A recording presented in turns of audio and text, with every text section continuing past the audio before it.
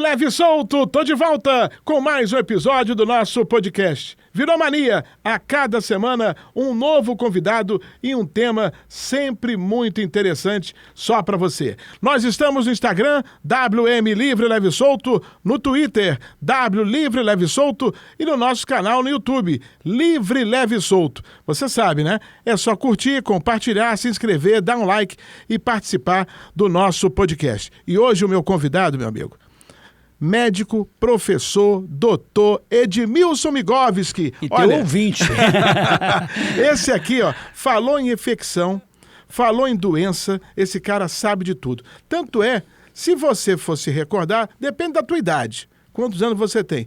Quando é que foi a Covid, Migovski? Cara, a Covid foi agora, 2020, né? Mas eu fiquei com memória afetada. 2020, foi 2020. Então, há 4 anos atrás, o Brasil parou por causa da Covid. Na verdade, começou no final de 2019, mas a pandemia foi declarada em 2020. E quem apareceu para o Brasil inteiro para comunicar muita gente que estava fechada sobre a Covid foi Edmilson Migovski. Eu estou enganado, Migovski? Não, tá correto. E já tenho trabalhado nessa parte de doença infecciosa, eu digo assim, país que não tem educação, o infectologista não sai do plantão, né? Porque é o tempo todo por conta de doenças que são evitáveis, se cada um fizesse a sua parte, mas que você fica a cada período de tempo contabilizando dor, sofrimento, sequelas, internações e mortes. Um exemplo é a questão da dengue, né? 4 décadas que eu já venho falando sobre dengue, a rádio, TV e por aí vai, né? E nós vamos falar também sobre esse assunto dentro do nosso podcast. E quando eu falei sobre pessoas que estavam fechadas, eu estou falando do Big Brother, né? E ele foi convidado pela TV Globo para comunicar aquelas pessoas que estavam internadas no Big Brother, que aquilo ali é uma loucura. É uma loucura, né? Por isso que eles estavam lá internados no Big Brother para explicar o que estava acontecendo. E, logicamente, ele acabou explicando para o país inteiro o que era a Covid, que teve uma repercussão realmente mundial e no Brasil nem se fala. Infelizmente, nós perdemos muitas vidas naquela oportunidade. Como é que surgiu o convite naquela época, hein, Migovski? Na verdade, eu já falava muito para a TV Globo, eu era muito convidado para o É de Casa, o Thiago Live fazia o É de Casa, uma vez por mês eu estava lá, eles achavam que eu falava direitinho, né? Eu falo português, não falo medicinês, e aí me convidaram para falar no Big Brother. Então, tecnicamente, eu sou um ex-BBB, né?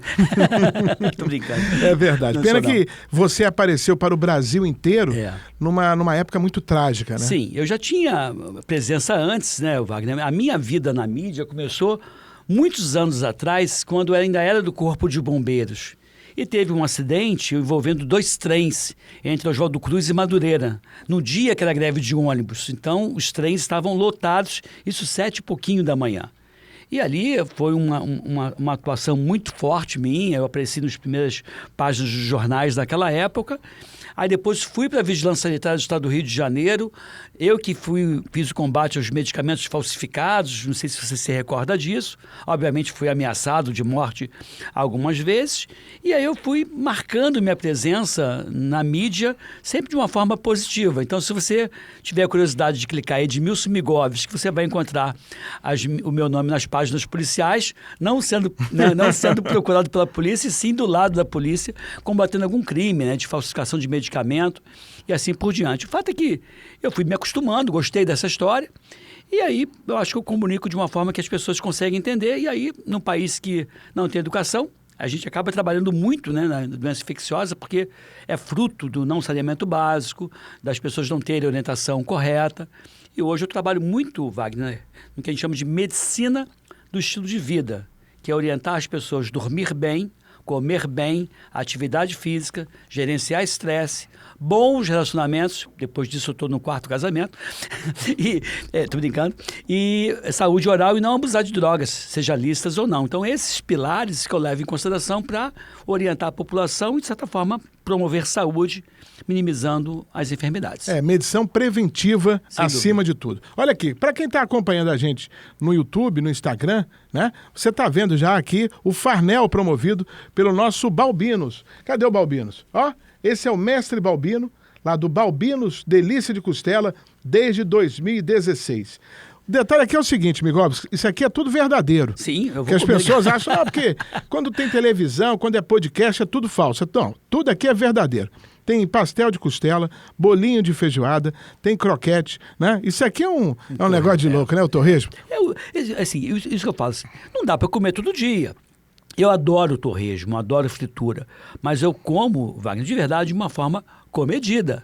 Eu quero comer de tudo a vida inteira. E para você comer de tudo a vida inteira, se faz necessário ser comedido, é ser verdade. moderado. Então né? você pode ir no Balbino pelo menos uma vez por semana, uma vez a cada 15 dias, e levar a família toda e comer esse farnel aqui. Isso aqui é um petit lanché. Eu vou lá, né? hein? Ó, tem cupim, tem costela no bafo, né? Tem arroz de costela, tem muita coisa. Tem um joelho espetacular, joelho de porco, maravilhoso. E você que está curtindo nosso papo com o Edmilson Migovski, você no final pode concorrer e, quem sabe, ganhar um almoço para 4 pessoas lá no Balbinos Costelão, que fica lá em Curicica, em frente à Praça do Bandolim. Tem estação do BRT, pegou o BRT, saltou na Praça do Bandolim, vai lá em frente, tá lá o nosso Balbinos, e aí você pode acompanhar esse farnel e muito mais só para você. Quem sabe, você pode ser o ganhador da nossa promoção. Isso aqui pode comer à vontade, viu? Vou comer. Pode comer à vontade. Vem cá, por falar em Covid... A Covid foi uma doença plantada ou foi realmente uma coisa que aconteceu do nada? Na tua opinião, qual é? Eu acho que não foi por acaso, não. Eu acho que foi plantada.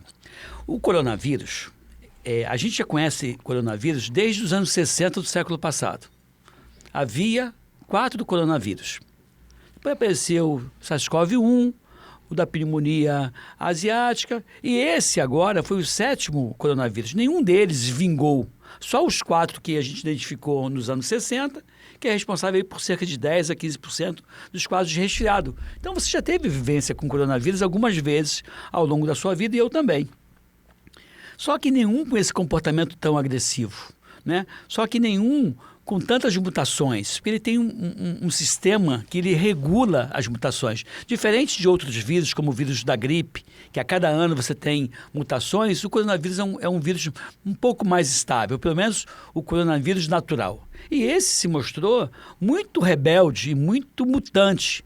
Tanto é que hoje a gente já está em várias gerações à frente, né? E é por isso, sim, a gente não comenta da questão da vacina, por conta que eu tenho receio que o teu podcast seja bloqueado por isso. Tem algumas coisas que a gente não pode falar, mas essa é uma crítica que se faz, é o fato de você estar ainda com uma vacina desenvolvida para a cepa 2019.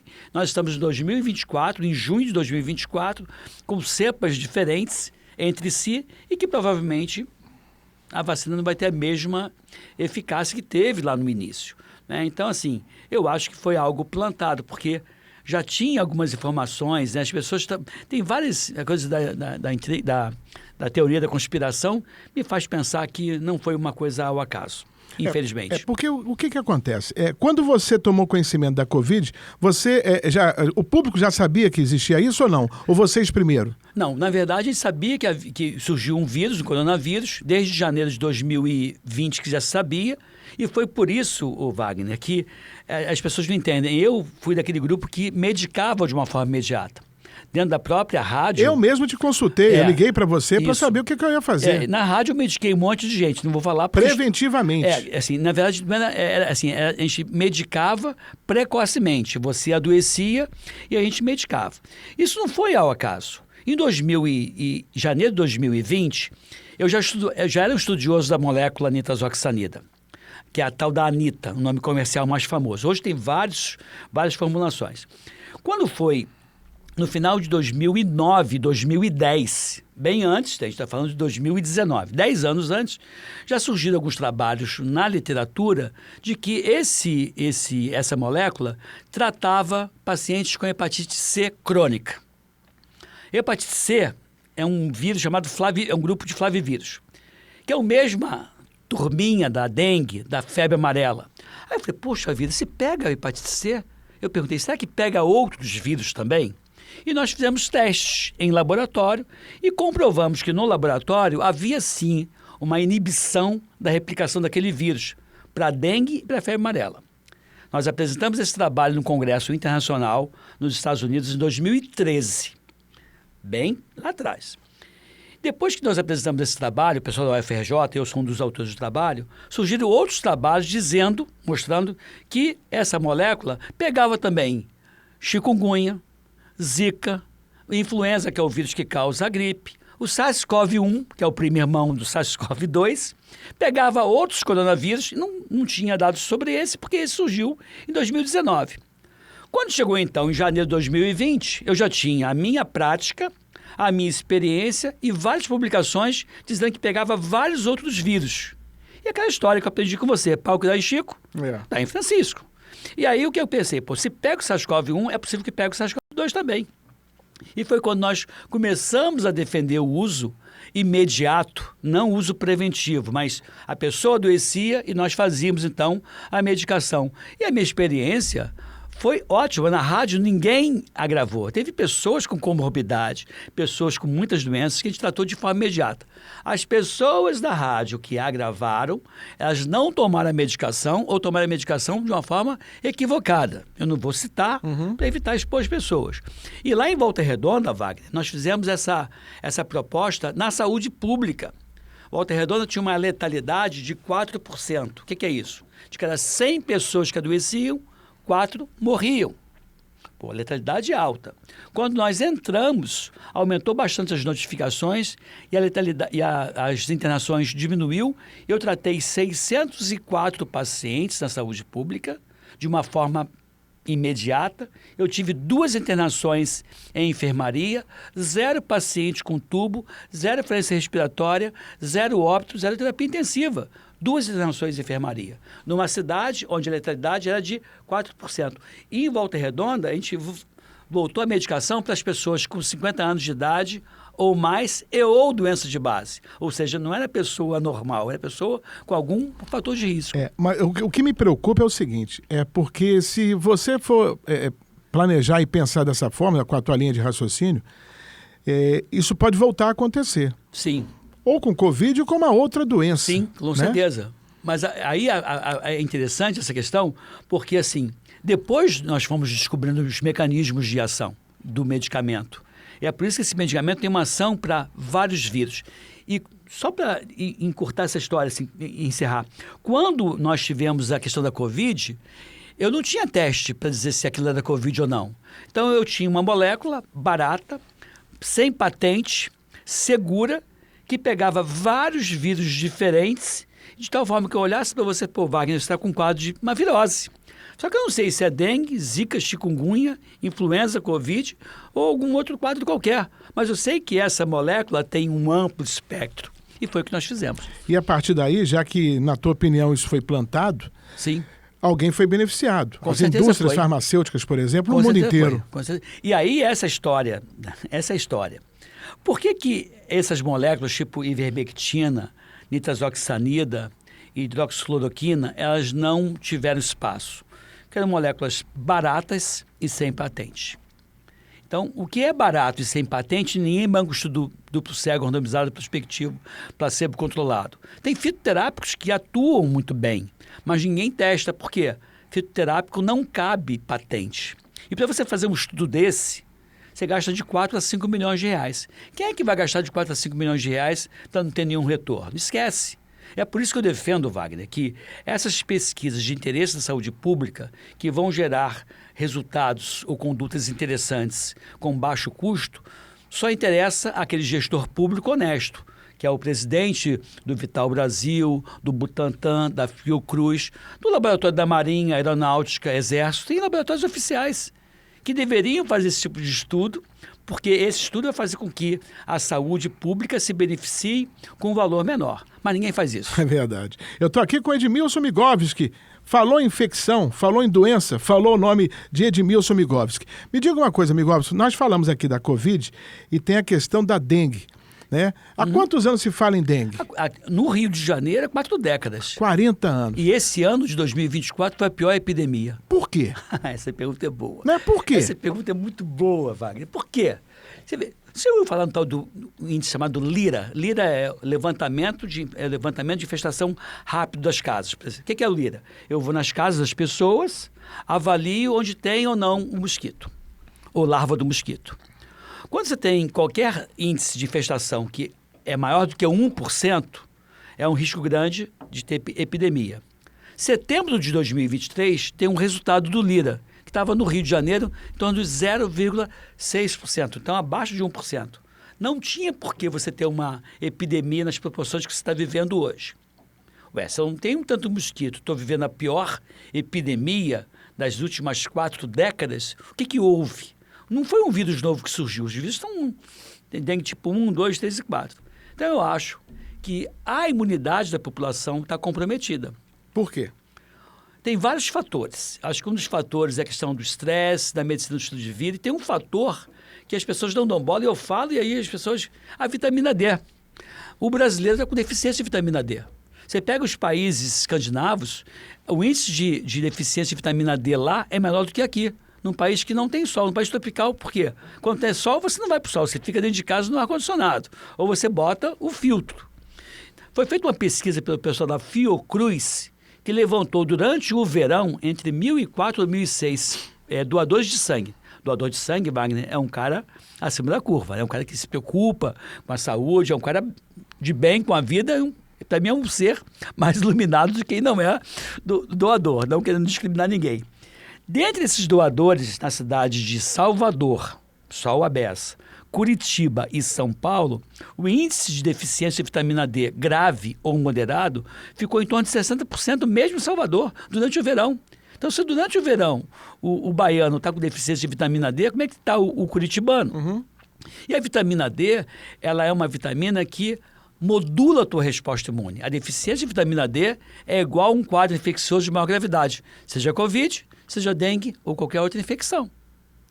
E aí uma das coisas que eu preconizo hoje, em termos de saúde pública, é que a gente deveria defender mais o uso de vitamina D. Hoje você vai com dengue para um pronto-socorro, o cara vai te passar dipirona ou vai passar um paracetamol, que para mim é um equívoco, vai te falar, hidrata, e se você piorar, volta. Mas não te faz um antiviral, que tem como você fazer. Não, e sem fazer exame, né? Sem fazer exame. E o pior é, mas mesmo fazendo exame e concluindo que é dengue, o protocolo não contempla a vitamina D.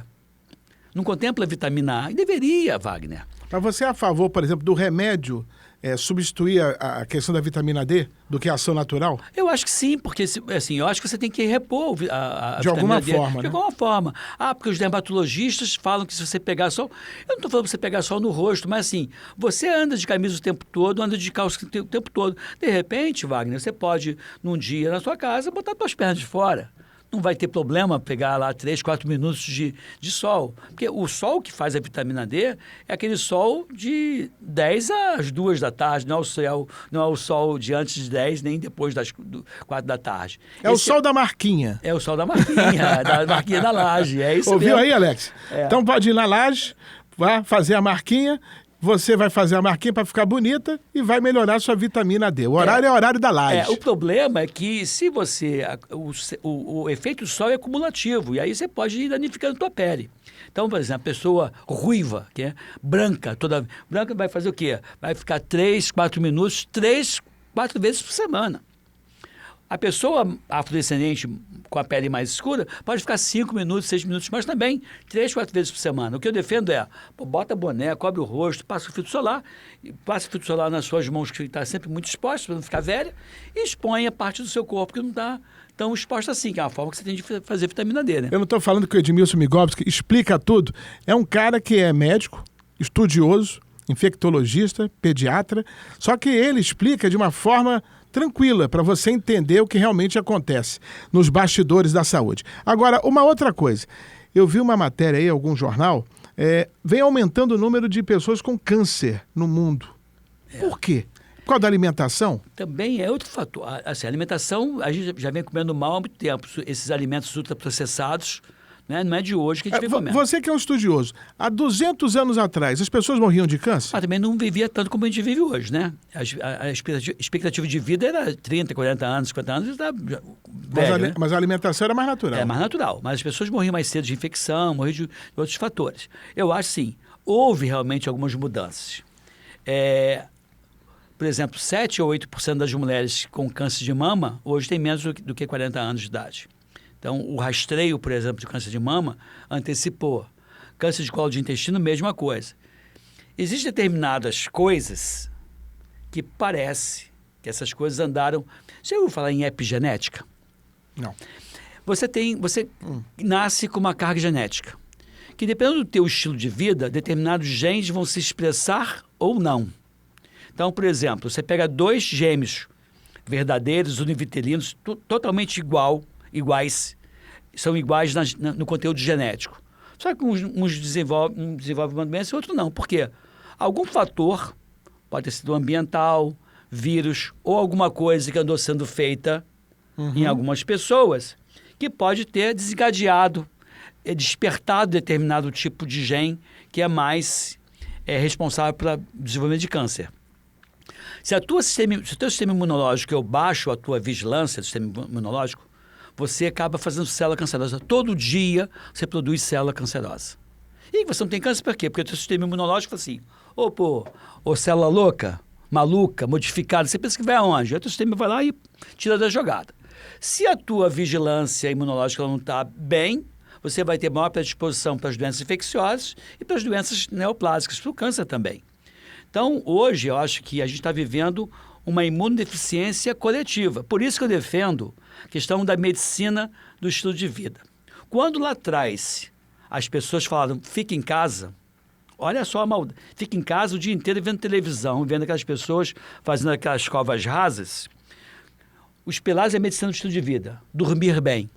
Você conseguia dormir bem? Não. Comer bem. Comi um monte de bobagem dentro de casa. Bons relacionamentos. Um monte de gente acabou o casamento porque ninguém aguentava ficar dentro de casa. Gerenciar estresse. Como? Com um monte de gente morrendo. Atividade física. Você não podia nem ir para a praia surfar, que as pessoas de lá mandavam você sair da praia como se você fosse pegar Covid nadando. Não abusar de drogas lícitas ou não. Nunca se bebeu tanto. Saúde oral, que é o pilar que eu proponho. Então, dos pilares da medicina do estilo de vida que ajudam você a manter a tua resposta imune em dia, todos eles comprometidos com lockdown, fique em casa e não faça mais nada. Então, eu acho que, assim, foi uma maldade muito grande, é como se a pessoa tivesse falando assim, fique em casa, porque no início eu achei que ficar em casa ok, para você estruturar os hospitais. A partir do momento que você tinha os hospitais de campanha montados, não tinha porquê. Se provou depois que a maior circulação do vírus se dava justamente dentro de casa. Então, a gente foi sendo manipulado por alguns interesses. Eu falo isso com muita tristeza porque, o Wagner, eu sou autor de 2 livros de vacina. Eu sou professor de doenças infecciosas, dava aula de vacinas na UFRJ. Eu dei consultoria para o Ministério da Saúde, fui presidente do Vital Brasil, dei consultoria para a Fundação Ezequiel Dias, que é de Minas Gerais, que faz vacina, para a Fiocruz. Dei consultoria para a GlaxoSmithKline, Pfizer, Sanofi Pasteur, Takeda, Merck Sharp Dohme, todas as grandes multinacionais. Eu sempre ganhei dinheiro dando consultoria. E aí, de uma hora para outra, você vê que aquilo que você está defendendo, deram uma mudada, isso é uma tristeza muito grande. Para ganhar mais dinheiro, né? Para ganhar mais dinheiro. Para alguém ganhar mais dinheiro. Vou te falar uma coisa, Wagner. Essa é uma coisa emblemática. Hoje em dia, a indústria farmacêutica... Qual foi o último antiparasitário que você lançou? Tem 30 anos. O último antibiótico deve ter uns 35, 40 anos. Ou seja, a indústria farmacêutica hoje não tem mais interesse em medicamentos que curem você. Eles estão de olho em enfermidades que sejam crônicas, tratáveis, porém não curáveis. Você está com 102 de glicose. Ih, pré-diabético. Wagner, a partir de agora, esse medicamento até você morrer. Mas ninguém fala para você, pô, Wagner, fecha um pouquinho a boca. Pô, Wagner, faz 4 exercícios 4 vezes por semana. Vamos gerenciar estresse, dormir melhor. Vamos tentar baixar esse 102 para 90 de uma forma natural. Ah, tua pressão está tocada? Ih, antihipertensivo. Hipertensão arterial não tem cura, tem tratamento. O HIV, Wagner. Ninguém morre mais de HIV. Você trata o resto da sua vida o HIV. E pegando o HIV como exemplo, era uma dúvida minha.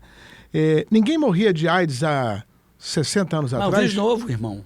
É um vírus novo. Também foi plantado, na tua opinião? Não, eu não sei se andaram tendo relação sexual porque com surge um primata do nada. não humano. Surge do nada? Como é que surge do nada? Ali foi uma...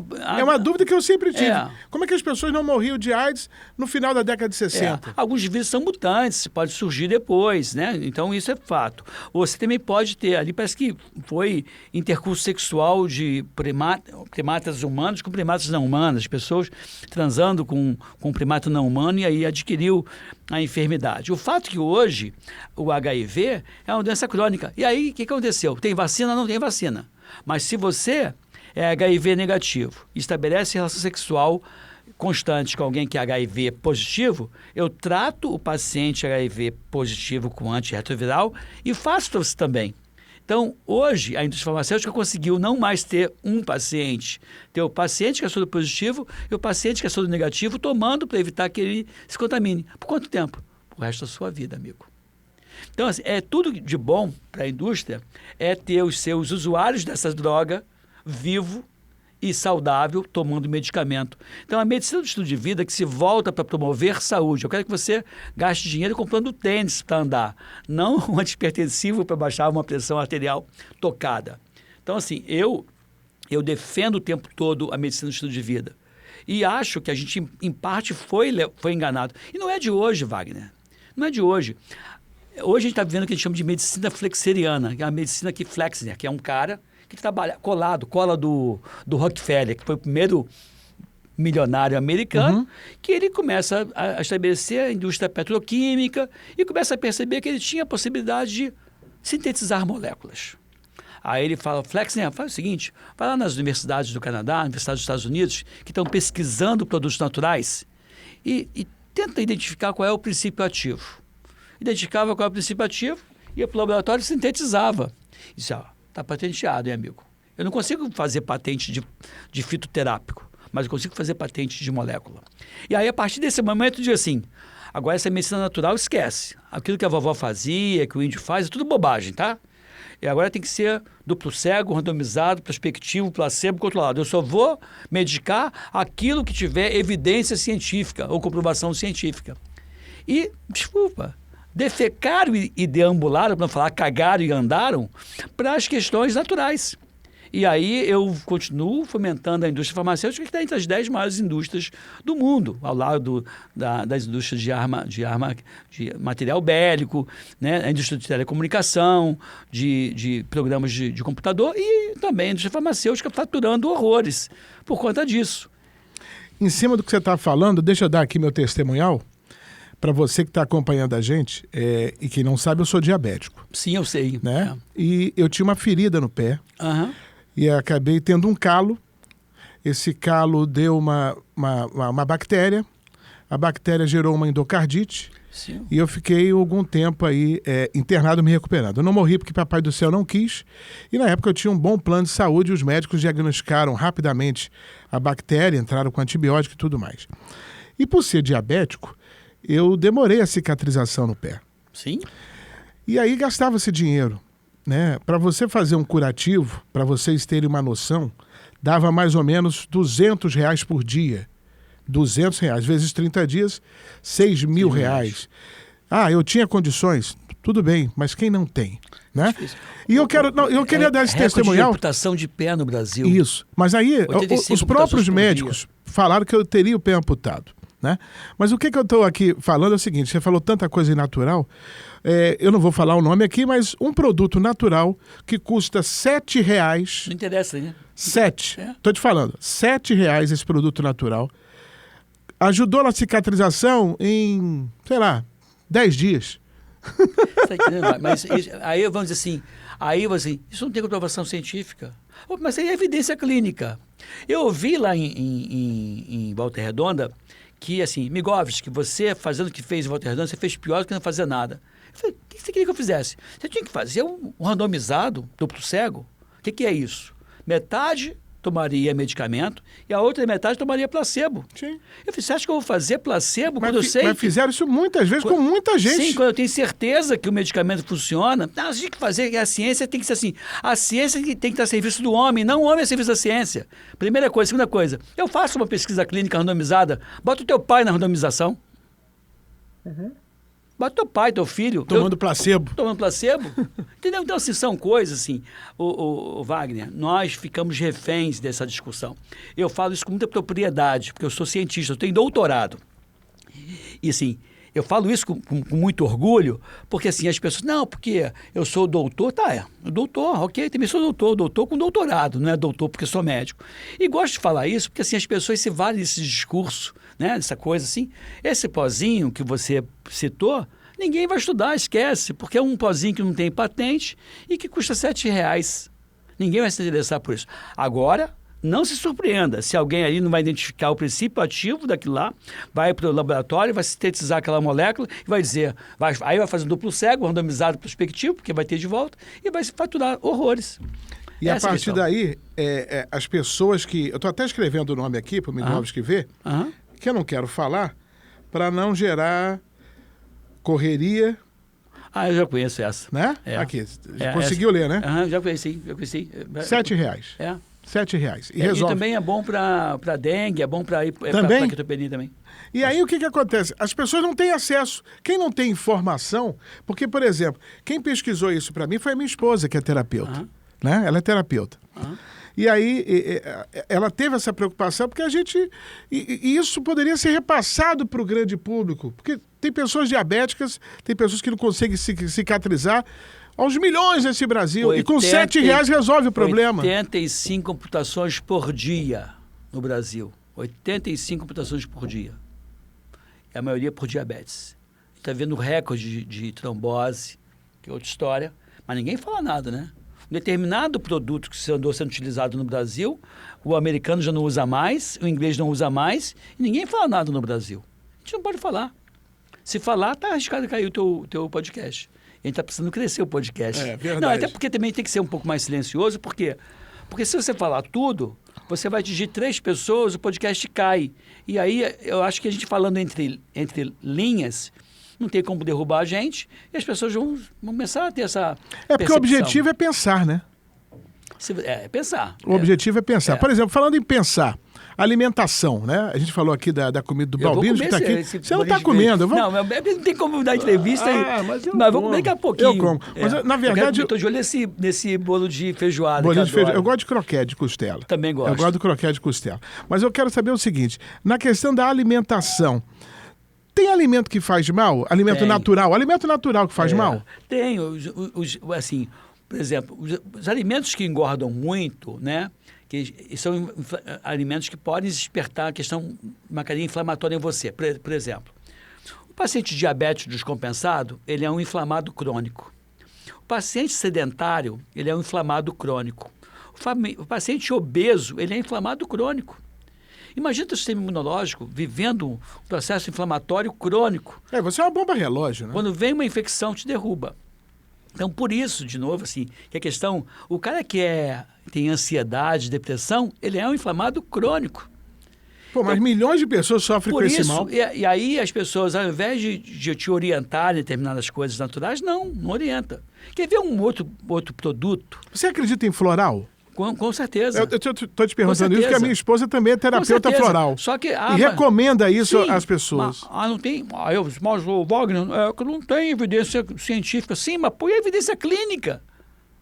E ajuda. Ajuda. Porque assim, tem algumas coisas, pode ser efeito placebo, pode ser fé, mas ajuda. A pessoa que tem fé, que tem otimismo, ela vai sair melhor. A pessoa que tem fé e otimismo, ela tem um sistema imune mais poderoso, está comprovado. Então, assim, o que acontece? Essas coisas... Quer ver um produto que foi mega perseguido e continua sendo mega perseguido até hoje? A cannabis medicinal. A cannabis medicinal, quem introduziu no Brasil foram os escravos. Isso é coisa de africano. Vai o preconceito da questão étnica dos afrodescendentes.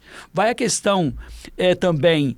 de quem tinha a indústria de algodão, porque o tal do cânhamo, que é um derivado também de cannabis, é excelente para fazer velas dos barcos, dos veleiros, era das caravelas, era esse tecido forte. Então, o pessoal que trabalhava com algodão dizia, a maconha aqui não, o cannabis aqui não. E o pessoal que trabalha com bebida alcoólica, porque se você tem algum prazer com um cigarrinho que você queira fumar, você não vai beber bebida alcoólica e também vai deixar de beber. Então, assim, a cannabis enfrenta um problema da indústria farmacêutica, porque você não tem como fazer a patente. Por exemplo, fibromialgia é uma coisa que dá dor muito mais na mulher do que no homem. Dá insônia, ansiedade, depressão, dor. De repente, uma formulação da cannabis, que vai custar cerca de 400, 500 reais para cada 6, 7 meses, vai gastar 70, 80 reais por mês, vai deixar você bem e vai tirar você do antidepressivo, do analgésico, do remédio para dormir. Não interessa a indústria farmacêutica trocar um produto natural, você começar com o produto natural e deixar de tomar os produtos dele. Não adianta, não quer. Mas não é todo médico que recomenda, né? Não, porque tem preconceito. Eu tenho uma vizinha da minha mãe que tem autismo. Pô, aí passaram o cannabis pro garoto. Só que não passaram, na minha opinião, com o tal do full spectrum, que é o mais completo. Não posso fazer THC para criança. Não...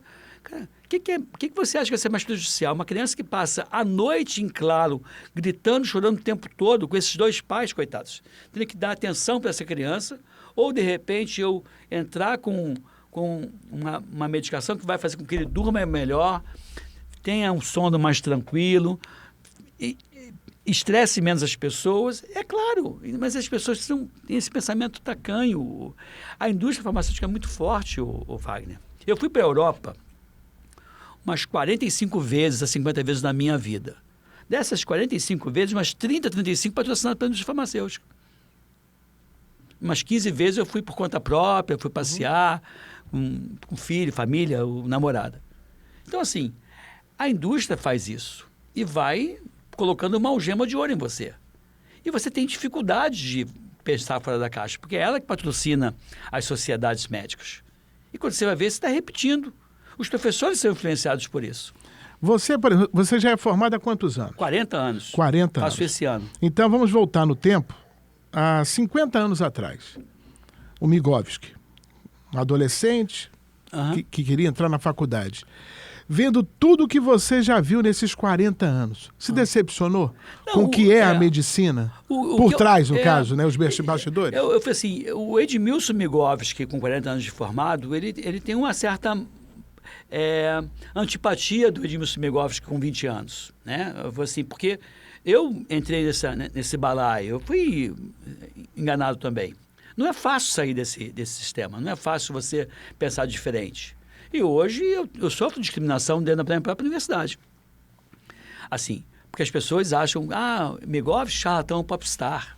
Porque eu falo bem com você, eu tenho minha popularidade, eu tenho meu canal no Instagram, no canal no YouTube com quase 500 mil de inscritos. Tem lá o meu Instagram, que eu não estimulo muito, por 36 mil inscritos no crescimento orgânico. E isso, a forma de ser convidado... Wagner, quantos médicos estão aqui sendo convidados por você? Todos. Todo mundo quer ser entrevistado por você, todo mundo quer ser entrevistado numa rádio de porte como a Tupi, ou quer ir no Big Brother. Então as pessoas sacaneiam você. Isso causa inveja, não causa? Causa inveja, até porque eu sou de bem com a vida, eu vivo bem a beça, tenho uma saúde, tenho mãe até hoje, tenho um filho saudável. Você é midiático, né? Sim. Existem pessoas que são midiáticas, né? E pelo teu jeito de ser e pela sua competência primeiro, sim, porque se você não fosse competente, você não seria chamado, como você já foi milhares e milhares de vezes, sim, e tudo mais. Isso incomoda a classe médica? Incomoda muito. Assim, tem pessoa, e tem gente assim, que me apoia. O meu canal tem muito médico. E muito médico fala assim, tô contigo, colega. É legal isso, ver farmacêutico, ver médico. E tem colega que me manda direct, eu falo assim, posso divulgar a tua... Não, prefiro não, porque senão vou ser perseguido no meu hospital. As pessoas perseguem. Pela ligação com você. Pela ligação comigo. Então, assim, é meio que as pessoas falam nos bastidores. Sabe, mas eu não tô nem aí, assim. Eu com essa minha decisão, Wagner, de verdade, eu perdi muitos contratos. Eu tenho uma empresa de consultoria que... Eu vivi contratos sucessivos por 2 décadas e meia. Nunca fiquei sem cliente. Depois de 3 anos, eu estou sem cliente. Porque a minha clientela era a indústria farmacêutica. E eu vendo muito bem as minhas ideias. Imagina só, eu que gosto de promover saúde. Se eu tenho convencimento de que uma vacina é boa, eu vou dizer para você tomar a vacina, porque você fazendo a vacina, eu me dou bem perante o meu cliente, já que estou ajudando ele vender, E eu promovo saúde para você. Eu fui um médico na época do consultório que eu larguei a clínica privada, porque quando alguém me pedia para ver uma criança em casa, eu ia ver em casa, eu sofria, porque eu não queria ganhar dinheiro com a dor da criança. Aí eu não cobrava. Aí eu ficava chateado comigo porque eu não cobrei. Afinal de contas, demorei para chegar lá, gastei combustível, paguei pedágio, estacionei o carro. Chegava lá, não cobrava. Ficava chateado porque não cobrei. E quando cobrava, ficava chateado porque cobrei. Eu não encontro felicidade nessa prática privada. Como é que é a relação médico e plano de saúde hoje? É horrível, né? Assim, mas assim, para mim era legal, Sim. porque embora eu ganhasse menos, eu não percebia o cliente pagando. Então eu atendia. E esse cliente que era cliente de plano de saúde, quando ele me chamava em casa, o plano de saúde não cobria. Estou falando de muitos anos atrás, né? E aí eu ia, mas eu tenho que cobrar. Aí a pessoa, tá bom, eu cobro. Mas eu ficava tão sem graça de cobrar. Eu me sentia tão mal cobrando. A pessoa já está com um problema que é a doença em Que casa, é doença. Né? Eu não queria ganhar dinheiro desse jeito. Eu falei, pô, eu descobri um jeito que era ganhar dinheiro para o meu plano de saúde. Me enveredei pela vacina, eu tenho uma clínica de vacinação. Então, para mim, falar... Onde fica? Fica em Campo Grande. Eu tenho uma sociedade, é a Cliva, que é uma sociedade com... E a gente vacinava muito lá, o Apolinho, vacinava vocês. Isso. Assim, para mim, então, defender esse produto é a melhor coisa do mundo.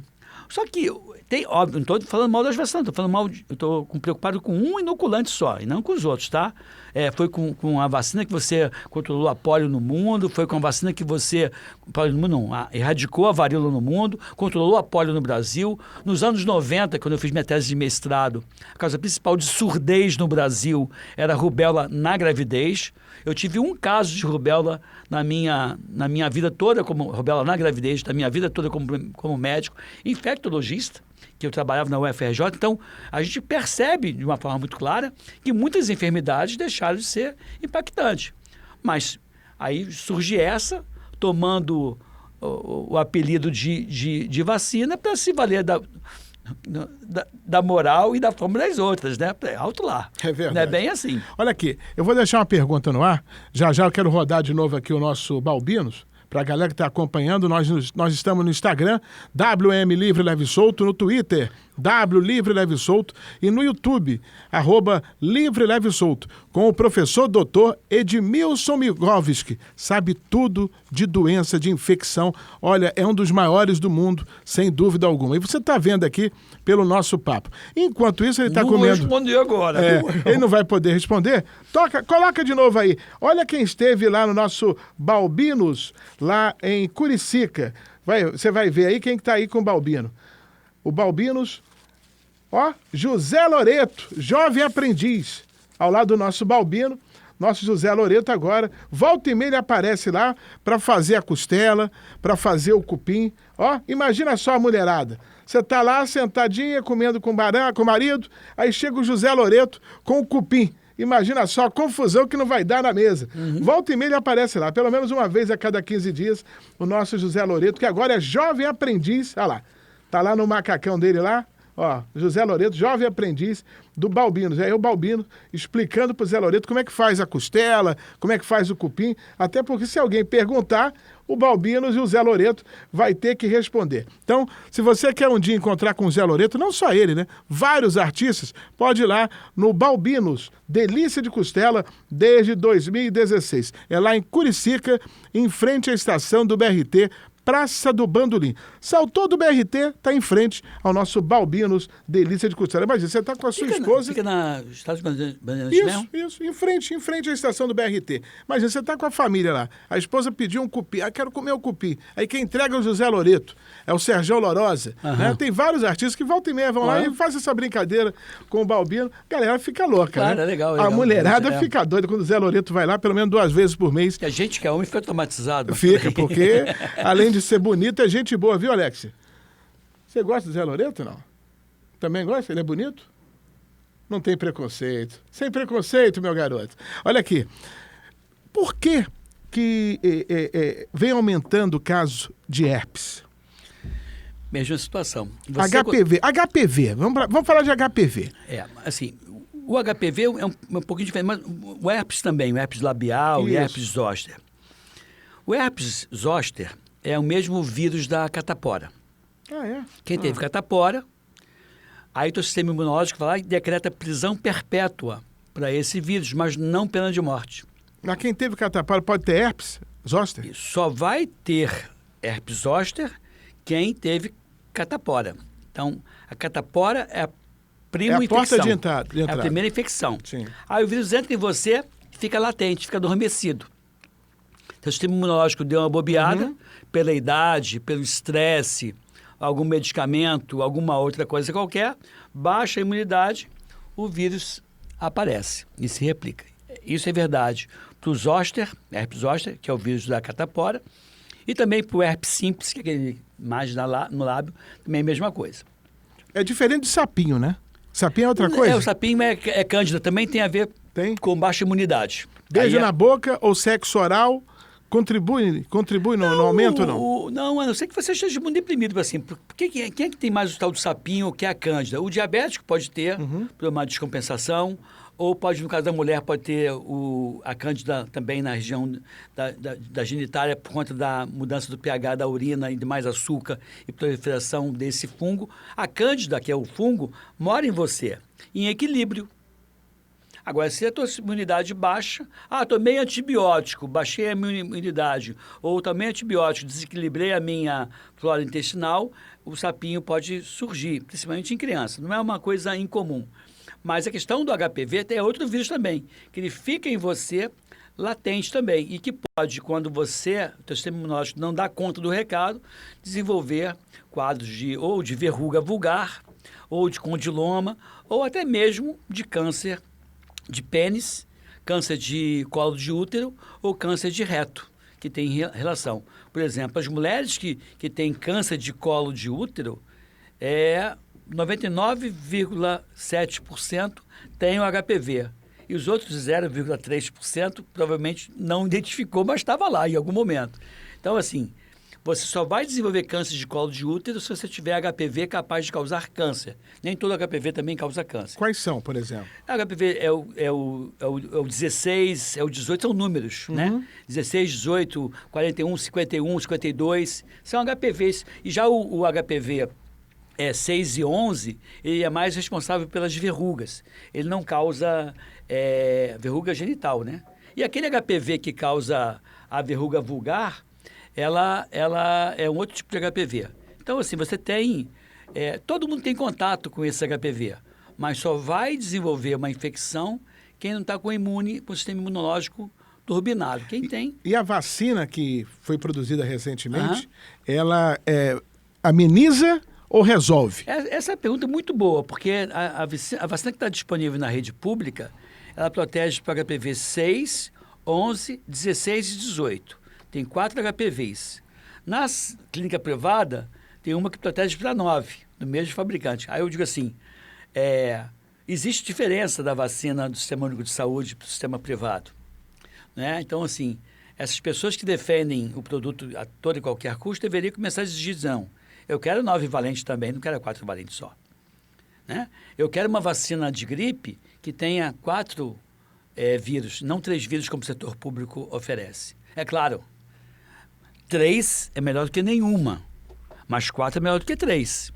Então, assim, eu queria começar a despertar essa indignação, essa curiosidade, porque, assim, se o dinheiro ele é limitado, vamos começar a botar o dinheiro de uma forma, gerenciar isso de uma forma mais racional? Será que vale a pena sair forçando a barra para fazer vacinação, essa que andaram obrigando para criança de 6 meses a 5 anos de idade? O mundo tem 197 países, eu acho que 197 países, ou 213. Não, é mais de 200. Então, 213. 197 já estão na ONU. 213 países que existem. O Brasil é o único que vem obrigando a fazer vacinação em criança. Alguma coisa está errada. O Brasil é o único certo, diferente da Suíça, da Argentina, Estados Unidos, Canadá, Austrália, Japão. Então, eu falo assim, será que não vale a pena, ao invés de gastar esse dinheiro com uma coisa polêmica, te oferecer uma vacina tetravalente para gripe, uma vacina 9-valente para HPV, uma vacina mais turbinada para gripe em idosos? Tem uma vacina que é melhor para pessoas com mais de 60 anos de idade e não é a que você toma no posto de saúde. Então, assim, é uma crítica que eu faço para repensar essa questão. Eu não sou um cara contra a vacina. Eu acho que a gente tem como melhorar essa coisa, mesmo na saúde pública. Olha que eu tenho clínica de vacinação, então eu podia dizer, não, pá. Né? Independente do partido que está no governo. Independente. Claro. Porque esse é um pensamento, pelo que a gente observa com o passar dos anos, comum a todos. Governantes. Sim. Né? Sim. Independente se ele é A, B ou C. A saúde não tem que ter partido, né? Eu fiz um laboratório de inovação em saúde pública na UFRJ. Esse laboratório está estruturado para fazer teste do pezinho para todo o estado do Rio de Janeiro. A gente conseguiu o recurso, na época, da Cristonieto, que era do PL, do Lorival Gomes, que era do PP, do Paulo Ganimi, que era do Novo. Uhum. E daquele menino até que morreu, jovem ainda, que entrou no lugar do Jean Willis. Não podia esquecer o nome dele. Que era um deputado do PSOL, que era de esquerda. Então, quer dizer,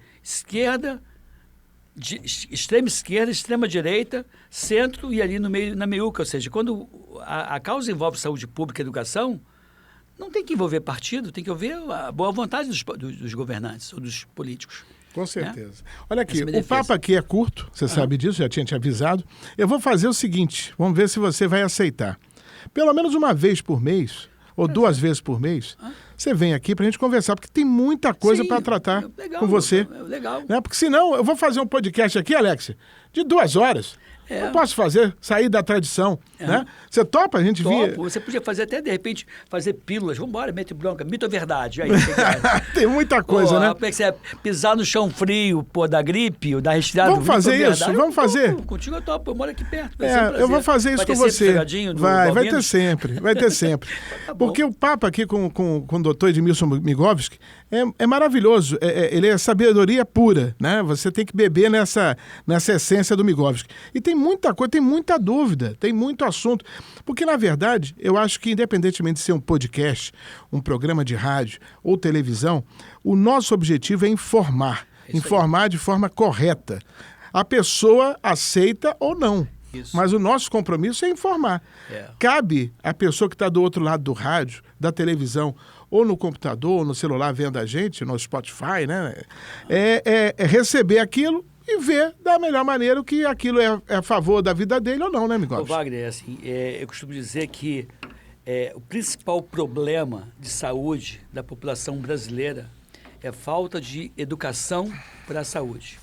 Eu sou partidário dessas informações ligadas à medicina do estilo de vida, que a gente leve isso para as escolas do primeiro segmento, para começar a ensinar a criançada a comer, dormir, atividade física, gerenciar estresse, para que a gente tenha adultos mais saudáveis. E essas crianças vão, de repente, influenciar os seus pais. Eu, como atuava como pediatra, que eu orientava uma dieta para uma criança, eu via que toda a família entrava no esquema. E eu conseguia modificar o hábito daquela família que tinha boa vontade para modificar. Se a pessoa não quiser modificar, não adianta. Mas a ideia era oferecer a informação. Se vai ser impactante ou não na vida dela, ela que vai dizer depois, né? É igual aquela história que eu não vou falar hoje, infelizmente, por causa do tempo, mas em breve nós vamos tratar. Imagina a pessoa que faz redução de estômago. Além do trabalho psicológico da pessoa, eu acho que a família tem que acompanhar. Mas isso aí a gente vai falar outro dia com você. A família do obeso. O obeso não é obeso porque quer, ele é obeso porque ele está enfermo. Tem que ter o apoio de todo mundo, inclusive da família. Edmilson Migovski. Obrigado. Foi o meu convidado hoje no nosso podcast. Pode ter certeza que em breve ele vai voltar trazendo isso aí. Eu gostei disso. Hein? Mito ou verdade, fake news ou não? Bora. Tem muito assunto para falar com Edmilson Migovski, que foi o meu convidado hoje no podcast. Daqui a pouco corre lá para o nosso Instagram, WM Livre Leve e Solto, para saber quem foi o ganhador da nossa promoção com o Balbinos Costelão. Semana que vem tem mais um convidado super especial só para você.